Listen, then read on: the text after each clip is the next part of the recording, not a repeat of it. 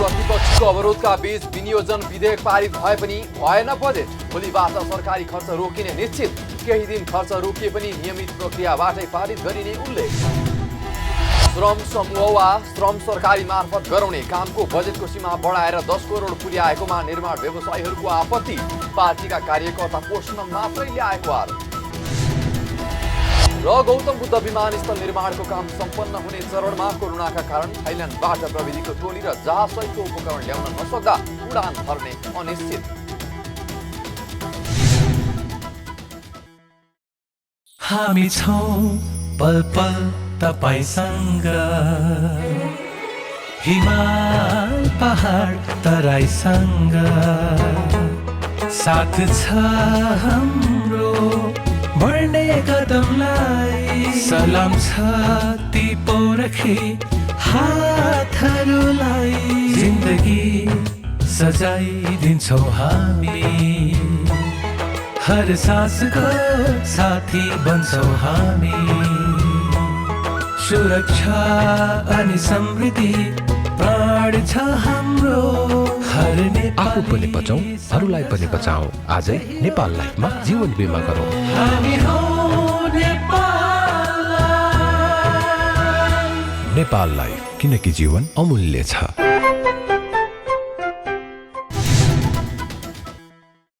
नमस्कार, कारोबार समाचारमा स्वागत छ। अब समाचार विस्तारमा। प्रतिनिधि सभाले विनियोजन विधेयक 2078 बहुमतले स्वीकृत गरेको छ। प्रतिनिधि सभाको मंगलबारको बैठकले विनियोजन विधेयक 2078 माथि विचार गरियोस् भन्ने प्रस्ताव बहुमतले स्वीकृत गरेको हो। प्रमुख प्रतिपक्षी दल नेकपा एमालेको अवरोधका बीच अर्थमन्त्री जनार्दन शर्माले विधेयकमाथि विचार गरियोस् भन्ने प्रस्ताव पारित गर्नका लागि पेश गर्नु भएको थियो। सम्माननीय सभामुख महोदयको अनुमतिले विनियोजित विधेयक 2078 माथि विचार गरियोस् भनी प्रस्ताव प्रस्तुत गर्दछु। धन्यवाद।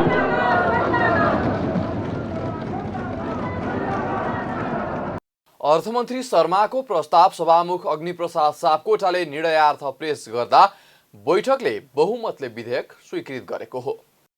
यो प्रस्तावको पक्षमा हुने मान्य सदस्यहरूले हुन्छ भन्नुहोला, यसको विपक्षमा हुने मान्य सदस्यहरूले हुन्न भन्नुहोला।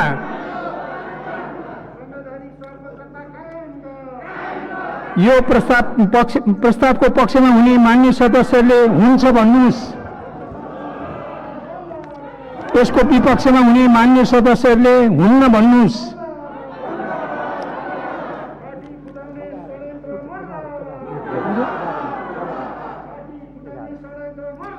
हुन्छ भन्ने पक्षका मान्य सदस्यहरूको बहुमत भएकोले विनियोजन विधेयक 2078 माथि विचार गरियोस् भन्ने प्रस्ताव बहुमतले स्वीकृत भएको घोषणा गर्दछु। उक्त प्रस्तावलाई स्वीकृत गर्नु पूर्व बैठकमा विधेयक उप सैद्धान्तिक छलफल भई उठेका प्रश्नको अर्थमन्त्री शर्माले जवाफ दिनुभएको थियो। सैद्धान्तिक छलफलमा नेपाल मजदुर किसान पार्टीका सांसद प्रेम सुवालले मात्र भाग लिनु भएको थियो। यस्तै बैठकले 2048 सालमा राष्ट्रिय सभामा मनोनित हाल नेपाली कांग्रेसका नेता रुक्म शमशेर जबरा र 2064 सालमा नेपाली कांग्रेसको तर्फबाट समानुपातिक सदस्य मानबहादुर महतोको निधनप्रति सर्वसम्मत रूपले शोक प्रस्ताव पनि पारित गरेको छ। प्रतिनिधि सभाको आगामी बैठक असोज 4 गते सोमबार बिहान 11 बजे बस्ने गरी स्थगित भएको छ। सरकारलाई बजेट खर्च गर्ने बाटो बन्द हुने भएको छ। अघिल्लो सरकारले अध्यादेश मार्फत ल्याएको बजेटलाई प्रतिस्थापन गर्न बनेको विधेयक संघीय संसदबाट तत्काल पारित नहुने भएसँगै भोलि बुधबार अर्थात् भदौ 30 गते मध्यरातपछि सरकारलाई बजेट खर्च गर्ने बाटो बन्द हुने भएको हो। संविधानको धारा 114 अनुसार अध्यादेश ल्याएको 60 दिनभित्र प्रतिनिधि सभा र राष्ट्रिय सभाले स्वीकार नगरे निष्क्रिय हुने व्यवस्था छ। प्रतिनिधि सभामा बजेट सम्बन्धी अध्यादेश पेश भएको भोलि 60 दिन पुग्दैछ। अध्यादेश पनि निष्क्रिय हुने र प्रतिस्थापन विधेयक पनि पारित नभएको अवस्थामा सरकारलाई खर्च गर्ने बाटो बन्द हुनेछ। प्रतिनिधि सभाको मंगलबारको बैठकमा विनियोजन विधेयक स्वीकृत गरेर असोज 4 गते सोमबार बिहान 11 बजेसम्मका लागि स्थगित भएको छ। मंगलबारको प्रतिनिधि सभा बैठक स्थगित भएपछि पत्रकारसँग कुरा गर्दै अर्थमन्त्री जनार्दन शर्माले केही समय बजेट खर्च गर्ने अवस्था नहुने स्पष्ट पार्नुभयो। उहाँले विधेयक पारित गर्नका लागि छलफल भने गरिरहेको भए पनि नियमित प्रक्रियाबाटै बजेट पारित गर्ने पनि बताउनुभयो। यो विधेयक पारित गर्ने छलफल वार्ता सहमति हामी गरिराखेका छौँ। सहमति हुँदा त्यसलाई हामी सहमति अनुसार पारित गर्छौँ, नहुँदा नियमित प्रक्रिया पुऱ्याएर पारित गर्छौँ र पारित गर्ने केही समय ग्याप रह्यो भने पनि त्यसपछि खर्च गर्ने हुन्छ, केही समयमा खर्च गर्ने अवस्था नहुन पनि सक्छ। तर हाम्रो कोसिस वार्ता संवादतिर चलिरहेको छ। भोलिबाट के हुने त? हजुर, जस्तो भोलि यो चाहिँ अब प्रतिस्थापन विधेयक नआएपछि अब कसरी चल्छ त तपाईँले भन्नु जस्तो? होइन, अब कर उठाउने विशेष व्यवस्था छ, त्यस अन्तर्गत कर उठिरहेको छ।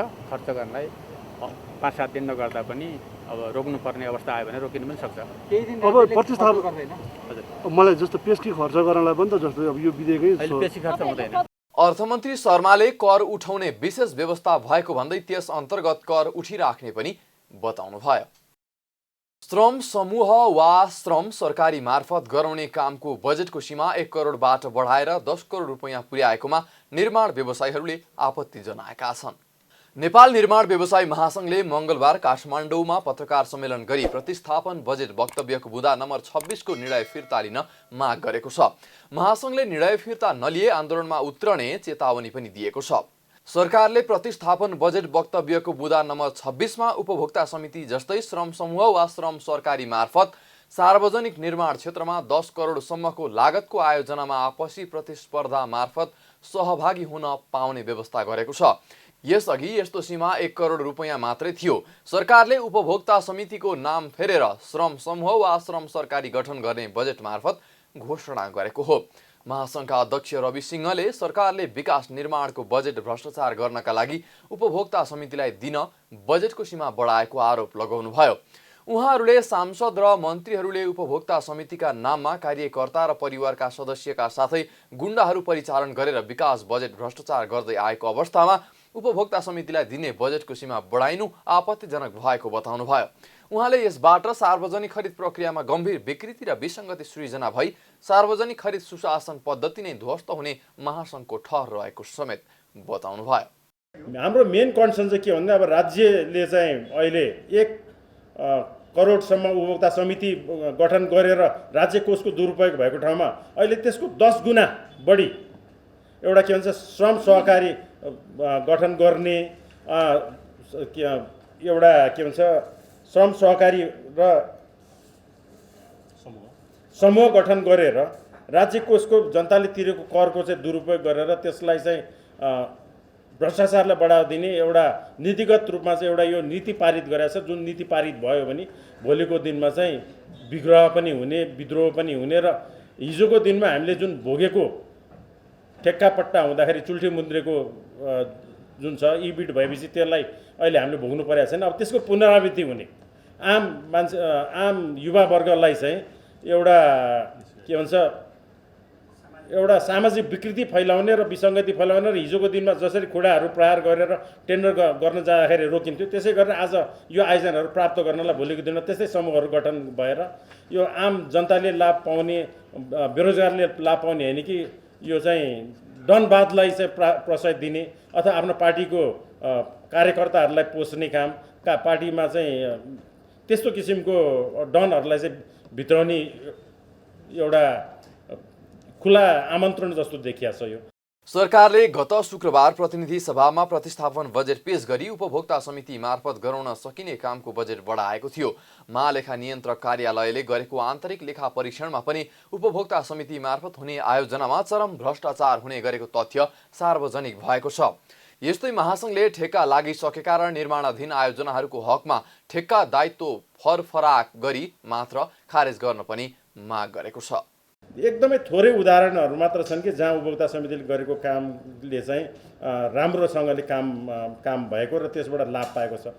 नभए चाहिँ अधिकांश आयोजनाहरू चाहिँ उपभोक्ता समितिले गरेको आयोजनाहरू चाहिँ त्यो चाहिँ राज्य कोषको दुरुपयोग नै भएको आम जनताको पनि ठहर छ, महालेखाको पनि ठहर छ। हामी निर्माण व्यवसायले त सुरुदेखि यो कुराहरू उठाउँदै आएका छौँ र यो 1400वटा आयोजनाको विषयमा जुन अहिले यो बजेटमा प्रतिस्थापन बजेटमा चाहिँ जुन आयो 1400वटा आयोजनालाई चाहिँ निलम्बन गरिएको छ भन्ने कुरा जुन आयो, हाम्रो भनाइ चाहिँ यसमा के छ भन्दाखेरि ती 1400वटा आयोजना यदि हिजो टेन्डर भइसकेका आयोजनाहरू हुन् भने त्यसको दायित्वहरू चाहिँ फरफारक गरेर र बिना बजेटको बिना पूर्व तयारीको आयोजनाहरू चाहिँ हुनु हुँदैन भन्ने नै हाम्रो भनाइ हो। सरकारले अध्ययन र पूर्व तयारी नभएको भन्दै 1400 सडक आयोजना प्रतिस्थापन बजेट मार्फत खारेज भएको घोषणा गरेको छ। भैरहवा स्थित निर्माणाधीन गौतम बुद्ध अन्तर्राष्ट्रिय विमानस्थलको काम अन्तिम चरणमा पुगेको छ। तर कोरोना महामारीका कारण थाइल्यान्डबाट प्रविधिको टोली र जहाज सहितको उपकरण ल्याउन नसक्दा क्यालिब्रेसन फ्लाइट भने अनिश्चित बनेको छ। विमानस्थलमा क्यालिब्रेसन फ्लाइट भएको करिब 3 महिनापछि मात्रै विमानस्थलबाट पनि अन्तर्राष्ट्रिय उडान भर्न सुरु हुनेछ। भैरहवा स्थित निर्माणाधीन गौतम बुद्ध अन्तर्राष्ट्रिय विमानस्थलको कामले पछिल्लो समय तीव्रता पाएको छ, जस अनुसार भौतिक प्रगति 98% भइसकेको छ भने वित्तीय प्रगति पनि 77% सम्पन्न भइसकेको छ। अब विमानस्थलमा साना केही प्राविधिक कामहरू मात्रै बाँकी रहेकोले ICP02 ठेक्का सम्झौता अनुसार थाइल्यान्डको एरोथाई कम्पनीले प्राविधिक पठाए 10 दिनमै विमानस्थलको सबै काम सम्पन्न हुने आयोजना प्रमुख इन्जिनियर प्रवेश अधिकारीले बताउनुभयो। प्रमुख इन्जिनियर अधिकारीका अनुसार अब टर्मिनल बिल्डिङ भित्रको फिनिसिङसँग रिलेटेड कामहरू र फर्निचर फर्निसिङका कामहरू मुख्य बाँकी छन्। उहाँले क्यालिब्रेसन फ्लाइटका लागि जडान गरेका उपकरणहरूलाई सही सूचना दिने तरिकाले सेट गर्ने कामहरू कोरोना भाइरसका कारण थाइल्यान्ड सरकारले प्राविधिकलाई आउन नदिएकोले अड्किएको बताउनुभयो। प्राविधिक कामहरूलाई सम्पन्न गर्नको लागि सरकारले थाइल्यान्ड सरकारसँग कूटनीतिक पहल थालेको पनि उहाँले बताउनुभयो। ICP02 ठेक्का सम्झौता अनुसार जुन चाहिँ हाम्रो थाइल्यान्डको एरोथाई कम्पनीले जुन ठेक्का लिएको थियो त्यो अन्तर्गतको उपकरण जडानका मुख्य कामहरू सम्पन्न भइसकेर हामीले क्यालिब्रेसन फ्लाइट जुन चाहिँ हामीले जडान गरेका उपकरणहरूलाई चाहिँ सही सूचना दिने तरिकाले चाहिँ जुन सेट गर्ने कामहरू जुन हामी क्यालिब्रेसन फ्लाइट भन्छौँ त्यो क्यालिब्रेसन फ्लाइटको लागि चाहिँ कोभिड-19 को कारणले गर्दा जुन थाई गभर्मेन्टको जुन हेल्थ प्रोटोकल छ त्यो कारणले गर्दा आफ्ना प्राविधिकलाई विदेश जान अनुमति नदिइरहेको अवस्थाले गर्दाखेरि क्यालिब्रेसन फ्लाइटको मिति चाहिँ यकिन गर्न नसकिएको अवस्था छ। त्यसले गर्दा सामान्यतया हेर्दाखेरि आयोजनाको कामहरू करिब टुङ्गिदो क्रममा हो, मात्र यिनै एउटा दुईटा कामले गर्दाखेरि चाहिँ आयोजना कम्प्लिट रूपमा चाहिँ सम्पन्न नभएको अवस्था छ। त्यसले गर्दा अब यसको लागि पनि समग्रमा विभिन्न चरणमा एरोथाई कम्पनीसँग पनि छलफलहरू भइरहेको अवस्था हो। कूटनीतिक पहल पनि गरेको मन्त्रालय विभागले राष्ट्रिय गौरव आयोजना हाम्रो जुन निर्देशनालय छ जुन काठमाडौँमा उसले पनि रेगुलर रूपमा कोअर्डिनेसन गरिरहेको अवस्था छ। यद्यपि हामीले चाहिँ यदि थाइल्यान्डबाट ल्याउने वातावरण सिर्जना भएन भने अन्य देशबाट पनि ल्याउन सकिन्छ कि भनेर गभर्मेन्ट अगाडि बढिरहेको अवस्था छ। त्यसले गर्दा यो सम्भवतः छिटै नै यो विषयमा एउटा नीति तय गर्न सकिन्छ कि भन्ने हामीले अनुमान गरिरहेछौँ। आयोजनाका प्रमुख इन्जिनियर अधिकारीले हाल निर्माणको चरणमा रहेको टर्मिनल बिल्डिङ सानो भएकोले यसलाई ठूलो बनाउनु पर्ने विषयमा अध्ययन भइरहेको पनि बताउनुभयो। उक्त टर्मिनल बिल्डिङले जम्मा 400 सेवाग्राहीलाई मात्र सेवा दिन सक्ने भएकोले अन्तर्राष्ट्रिय विमानस्थलका लागि यो पर्याप्त नहुने उहाँले बताउनुभयो। प्रमुख इन्जिनियर अधिकारीले अहिलेका लागि आवश्यक पर्ने प्राविधिक जनशक्ति ल्याउने हो भने हप्ता 10 दिन भित्रै सबै काम सम्पन्न हुने पनि बताउनुभयो। सेकेन्ड टर्मिनल अब टर्मिनल बिल्डिङ रिलेटिभ जुन अहिले हामीले जुन टर्मिनल बनिरहेको टर्मिनल देख्छौँ त्यो रिलेटिभ रूपमा अलिकति सानो टर्मिनल बिल्डिङ लाग्ने भएको र क्यापासिटीको हिसाबले पनि प्रति घण्टा मात्र 400 प्यासेन्जरलाई सर्भिस दिन सक्ने भएको कारणले गर्दाखेरि इन्टरनेसनल एयरपोर्टको लागि यो इन्टरनेसनल टर्मिनल बिल्डिङ रिलेटिभ सानो हुन्छ भन्ने तरिकाले नेपाल सरकारले नेपाल नागरिक उड्डयन प्राधिकरणले यो नयाँ टर्मिनल बिल्डिङ चाहिन्छ भन्ने तरिकाले आफ्नो अध्ययन अगाडि बढाएको अवस्था छ। करिब डिजाइन चाहिँ करिब टुङ्गिदो क्रममा होला। बाँकी प्रोक्युरमेन्टका कामहरू अगाडि बढिसकेपछि मात्रै कहिलेदेखि काम सुरु हुन्छ भन्ने कुराहरू यकिन गर्न सकिने अवस्था हुन्छ। प्रमुख इन्जिनियर अधिकारीले विदेशबाट दक्ष जनशक्ति र जहाज सहितको उपकरण ल्याउन नसक्दा क्यालिब्रेसन फ्लाइट अनिश्चित बनेको पनि बताउनुभयो। विमानस्थलमा क्यालिब्रेसन फ्लाइट भएको करिब 3 महिनापछि अन्तर्राष्ट्रिय उडान सुरु गर्ने जनाइएको छ। राडर र फ्लाइट प्रणाली धावन र आकाशको तथ्याङ्क चेक जाँच गर्न क्यालिब्रेसन फ्लाइट गरिन्छ। प्राध्यापक ईश्वरीलाल श्रेष्ठ पुरस्कार 2078 प्राध्यापक डाक्टर प्रेमराज पन्तलाई प्रदान गरिएको छ। प्राध्यापक ईश्वरीलाल श्रेष्ठ स्मृति प्रतिष्ठानले हरेक वर्ष प्रदान गर्ने ईश्वरीलाल श्रेष्ठ पुरस्कार यस वर्षका लागि नेपालको वाणिज्य शिक्षाको उन्नयनमा योगदान पुर्याउनु हुने व्यवस्थापन संकायका पूर्व डिन तथा त्रिभुवन विश्वविद्यालयका प्राध्यापक डाक्टर पन्तलाई एक कार्यक्रमका बीच प्रदान गरिएको हो। नेपालमा 2011 साल भाद्र 17 गते वाणिज्य शिक्षाको आइकम तहको पठन पाठन सुरु भएकोमा हरेक वर्ष भाद्र 17 गते वाणिज्य दिवस मनाउने गरिएको छ। वाणिज्य शिक्षाका संस्थापक प्राध्यापक ईश्वरीलाल श्रेष्ठको स्मृतिमा प्रतिष्ठानले यस वर्षको 68औं वाणिज्य दिवसको दिन घोषणा गरिएको पुरस्कार आज औपचारिक कार्यक्रमका बीच वितरण गरिएको प्राध्यापक ईश्वरीलाल श्रेष्ठ स्मृति प्रतिष्ठानका महासचिव प्राध्यापक प्रकाशमान प्रधानले जानकारी दिनुभयो। मंगलबार शेयर बजार दोहोरो अङ्कले घटेको छ।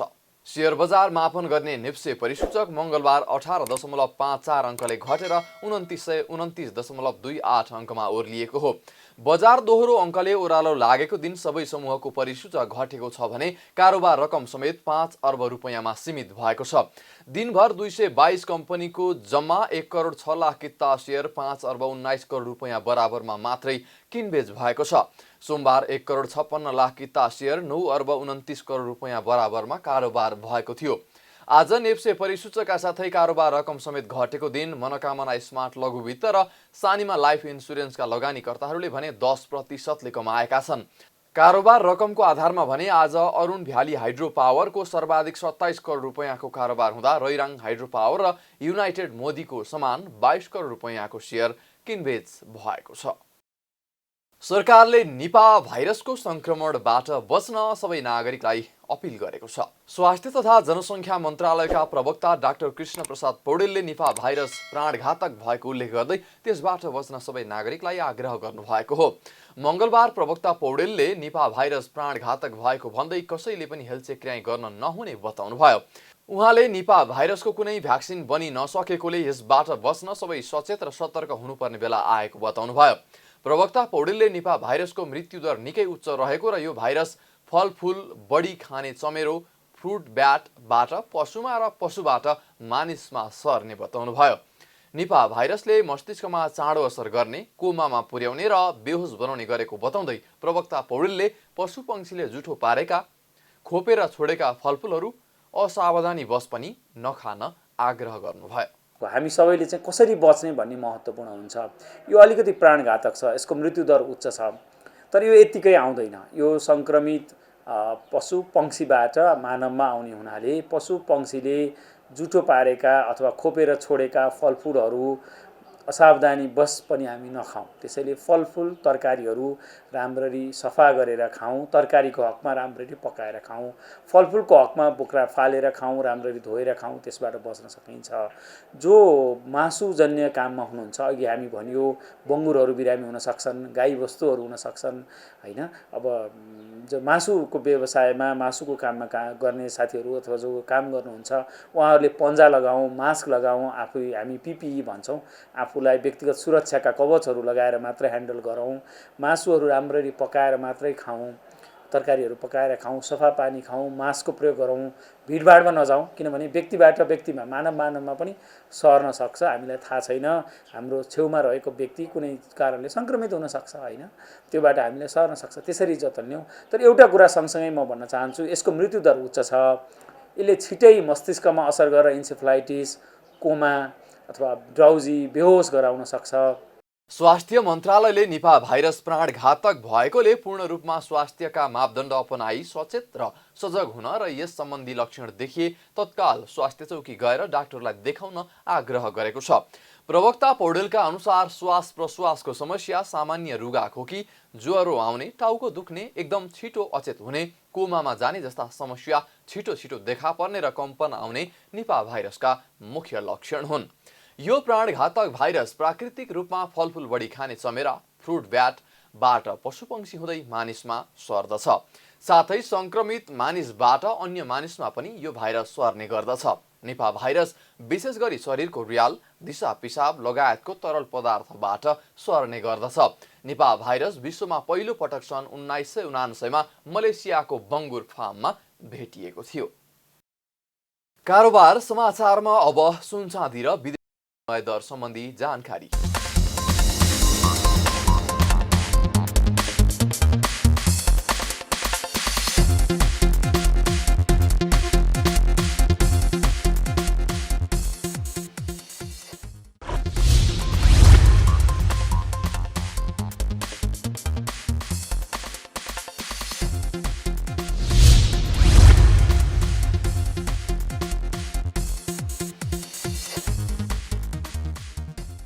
बिदा हुनु अघि अहिलेसम्मका प्रमुख समाचार फेरि एकपटक। प्रमुख प्रतिपक्षीको अवरोधका बीच विनियोजन विधेयक पारित भए पनि भएन बजेट। भोलिबाट सरकारी खर्च रोकिने निश्चित। केही दिन खर्च रोकिए पनि नियमित प्रक्रियाबाटै पारित गरिने उल्लेख। श्रम समूह वा श्रम सरकारी मार्फत गराउने कामको बजेटको सीमा बढाएर 10 करोड पुर्याएकोमा निर्माण व्यवसायीहरूको आपत्ति। पार्टीका कार्यकर्ता पोषण मात्रै ल्याएको आरोप। र गौतम बुद्ध विमानस्थल निर्माणको काम सम्पन्न हुने चरणमा कोरोनाका कारण थाइल्यान्डबाट प्रविधिको टोली र जहाजसहितको उपकरण ल्याउन नसक्दा उडान भर्ने अनिश्चित। कारोबार समाचार सकियो। हामीलाई बिदा दिनुहोस्। नमस्कार।